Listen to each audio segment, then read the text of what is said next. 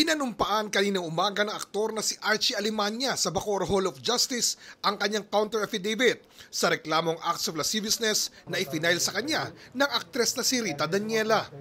Ang isinumiting counter affidavit ay bahagi ng isinasagawang preliminary investigation ng piskalya sa reklamo. Kasama ni Archie, ang abogado niyang si Attorney Amir Muksan. Sinubukan namin silang kunan ng payag pero tumanggi na silang magkomento. Nang tanungin namin ng piskal, hindi na nito dinetalye ang nilalaman ng affidavit ni Alemania, bagamat karamihan daw dito ay naglalaman ng pagtanggi sa mga paratang ni Rita. Naroon kanina ang abogado ni Rita na si Attorney Mary Glenn Abraham Garduque.